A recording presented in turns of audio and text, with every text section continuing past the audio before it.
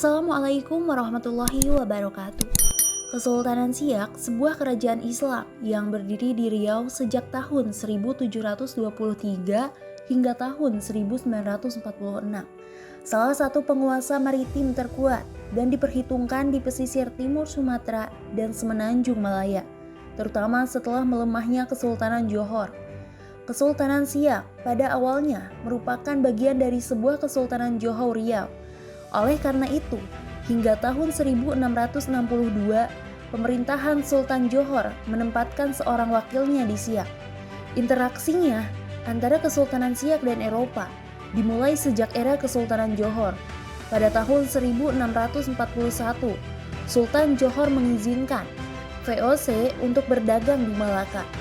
Kesempatan tersebut dimulai sejak VOC membantu Kesultanan Johor dalam mengusir Portugis dari Malaka. Seperti diketahui bahwa Portugis mulai menguasai Malaka sejak 10 Agustus 1511 hingga tahun 1641 Masehi. Jatuhnya Malaka ke Portugis jugalah yang membuat Sultan Mahmud Syah penerus Kesultanan Malaka mendirikan Kesultanan Johor, yang rupanya bantuan dari VOC kepada Johor merupakan siasat licik dari VOC untuk merebut Malaka. Malaka merupakan jalur maritim yang paling strategis yang diperebutkan oleh berbagai bangsa di dunia, termasuk Eropa, Portugis, Belanda, serta Inggris, yang masing-masing saling berebut kekuasaan dan juga pengaruh. Puncaknya, pada kontrak perjanjian dagang tahun 1689 Masehi yang mendorong Siak untuk melepaskan diri dari Kesultanan Johor.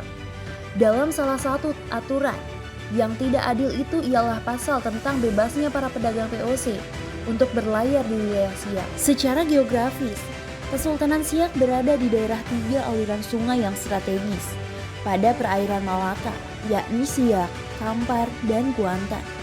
Sungai Siak bahkan bisa dilalui oleh kapal besar hingga ke tengah Pulau Sumatera. Selain itu, arus sungainya tenang. Jalur darat penghubung sungai-sungai seperti Rokan, Kampar, dan Indragiri. Wilayah kekuasaan Kesultanan Siak meliputi Tamiang, Aceh hingga Sambas, dan Kalimantan Barat. Berbagai hasil alamnya seperti timah, emas lada atau Pulau Bintan, kopra, dan terbesar se-Asia Tenggara yaitu di Pulau Midai, ikan, kemudian menjadi daya tarik utama pada Siak.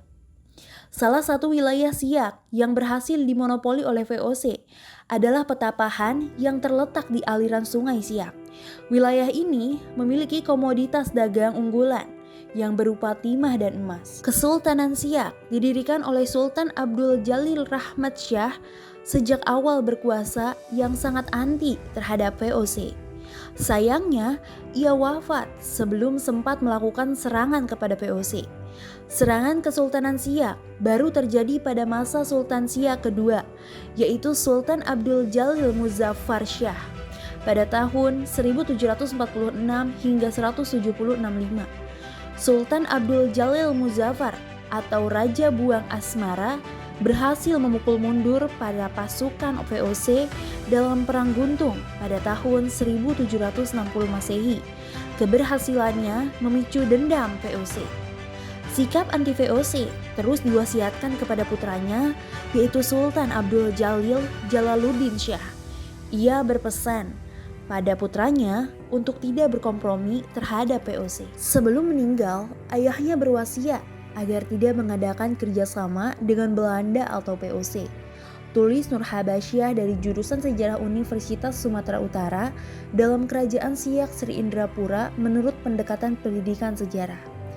Sepeninggal Sultan Abdul Jalil Muzaffar, Kesultanan Siak terus berupaya untuk mengusir Belanda, termasuk ketika mereka akhirnya menjalin kerjasama dengan Inggris dalam sebuah kontrak dagang yang ditandatangani pada 31 Agustus 1818.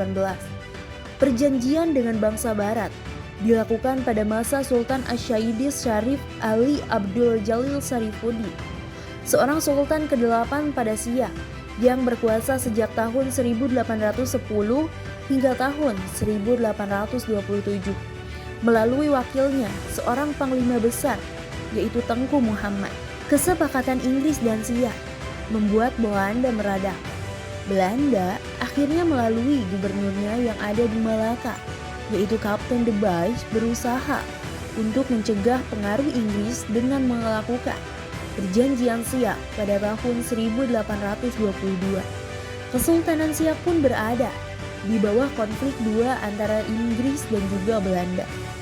Kedua negara monarki pun lantas membawanya ke dalam Traktat London pada 17 Maret 1824. Traktat London yang berisi tentang pembagian wilayah dan pertukaran wilayah kekuasaan. Traktat ini pun mewajibkan Inggris untuk meninggalkan wilayah Nusantara, terutama di Jawa dan juga di Sumatera. Bagi Inggris dan Belanda, Traktat tahun 1824 bukan sesuatu yang baru. Keduanya pernah terlibat dalam sebuah perjanjian tentang pembagian rute dagang antara East Indies Company dari Inggris dan VOC dari Belanda.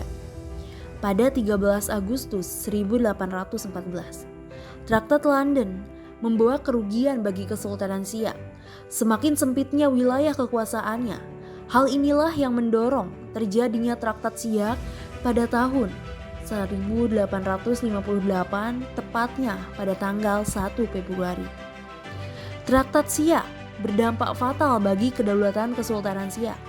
Berdasarkan wilayah kekuasaan, Kesultanan Siak mulai kehilangan beberapa daerah seperti Delhi, Asahan, Kampar, dan Indragiri yang jatuh ke tangan Belanda. Bahkan, Belanda mendapatkan izin untuk mendirikan sebuah pangkalan militer di Bengkalis. Sepanjang kekuasaannya, Kesultanan Siak memiliki 12 orang sultan. Sultan terakhirnya yaitu Sultan Syarif Qasim Abdul Jalil Saifuddin atau Sultan Syarif Qasim II yang berkuasa pada tahun 1915 hingga 1946. Ia merupakan sultan yang sangat fokus pada masalah pendidikan dan menjadikannya sebagai ujung tombak melawan penjajahan. Pada masa Perang Revolusi Kemerdekaan Indonesia, Kesultanan Siak turut serta dalam membantu pemerintahan pusat. Untuk mengenang jasanya, pemerintah menetapkan namanya sebagai nama bandara di Riau, yakni Bandara Sultan Syarif Qasim II. Kesultanan Siak kini hanyalah sebuah ibu kota Kabupaten Siak, Provinsi Riau. Begitulah jejak Kesultanan Islam di Riau pada abad ke-18. Sebuah kesultanan yang diperebutkan oleh Inggris dan juga Belanda. Bagaimana menurut kalian? Silakan tulis pendapat kalian di kolom komentar.